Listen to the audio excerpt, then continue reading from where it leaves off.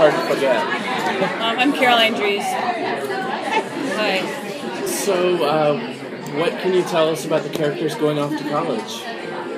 Well, okay, so Elena spent like summer vacation kind of on in-home honeymoon with Damon. So like they've just been living happily in bliss, totally unaware that Stefan's like dying and coming back to life and drowning and dying. So she's all good. She's like, I'm going to college. I'm going to be a functioning, normal human vampire. And right away, you know, road bump. So she, you know, goes to college, and we get to see like this kind of. It's not. We want to be careful of like, oh, the new like the college date world, like the new like college season. Like we're aware of that. Sometimes when characters go to college, it's like, oh, this feels like a new weird show. It's not like that. So, but she goes and kind of uncovers a bigger conspiracy at Whitmore where she goes.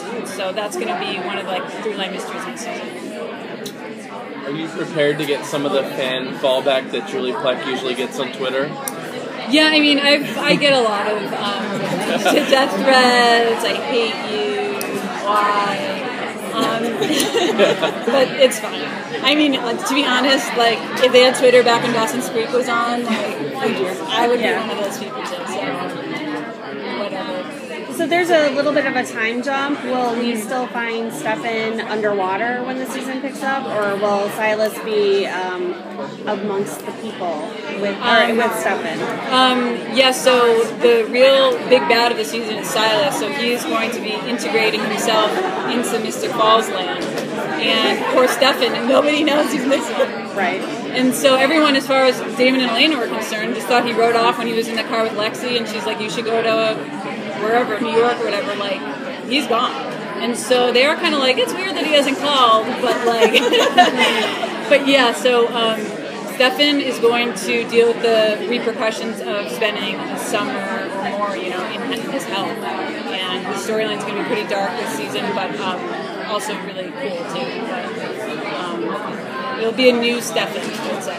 So Silas won't appear right away? He does appear in town, yeah. He does come to town, but nobody knows it's Silas. Okay. When you started, the genre was a little less crowded. Yeah. When you look at the genre now, I mean, it's very busy. How do you keep it fresh with a lot of other competitors trying to tell some more stories? Yeah, it's funny because people are always like associate me with like vampires, and like they think I like know about Dracula and stuff. I'm like, I don't know anything about vampires. Like, so I don't think of it as a vampire show at all. I just think of it as like a gothic love story, and it's like a teenage love triangle. You know, that's how I've always seen it. And then the vampire stuff is like cool for like bells and whistles, but. So I don't really feel like it's like this supernatural show, really.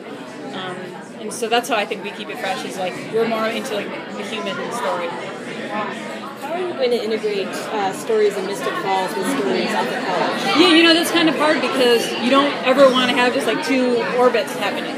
And so luckily Whitmore is just a car ride away. And so it'll feel kind of like there are two stories in the first episode a little bit, but the characters can kind of come and go, and we'll have a fun, like Damon and his first college experience story, like that kind of stuff. So we were able to integrate that. Thank you. Thank you, everyone.